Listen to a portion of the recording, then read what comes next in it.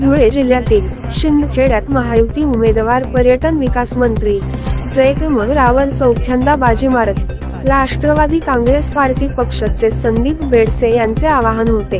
अखेरकार जयकमल रावल यांनी विजय मिळवला व सांगितलं की दुष्काळमुक्त महाराष्ट्र व दुष्काळमुक्त शिंदखेडा झाल्याशिवाय राहणार नाही।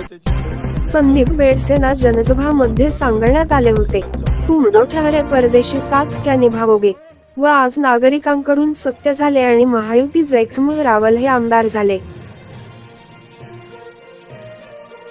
विधानसभेमध्ये चौथ्यांदा जाण्याचं भाग्य मला प्राप्त झालं।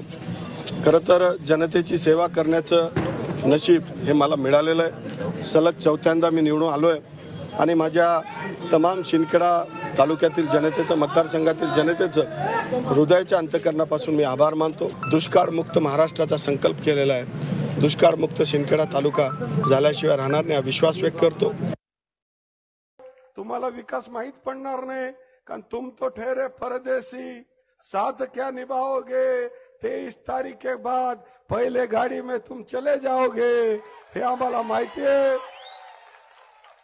मागच्या पंचवार्षिकला डोंडाच्याला भाड्याचं घर घेतलं होतं, आता यंदा शिंदखेड्याला भाड्याचं घर घेतलंय, गावाच्या बाहेरच घेतलंय, बाहेरच्या बाहेर रवाना होऊन जाणार आहे। आणि म्हणून संदीप बेडसे जर म्हणेल की भाऊनी काय केलं, बरोबर आहे, त्याला माहितच नाही आमचा भाग। तू ना आमच्या तालुक्याचा आहे, तू ना आमच्या मतदारसंघाचा आहे, तुझा आमचा काय संबंध?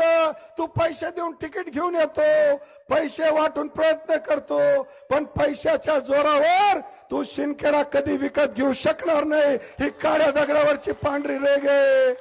तू एक वेळा आला, 2 वेळा आला, अब तेरी आखिरी बारी है, 3 बार में तेरी हैट्रिक हो जाएगी। आणि म्हणून पॅकिंग तयार कर। अरे बरोबर आहे, तुम्हाला विकास माहित पडणार नाही, कारण तुम तो ठहरे परदेसी साथ क्या निभाओगे, 23 तारीख के बाद पहले गाड़ी में तुम चले जाओगे हे आम्हाला माहिती आहे।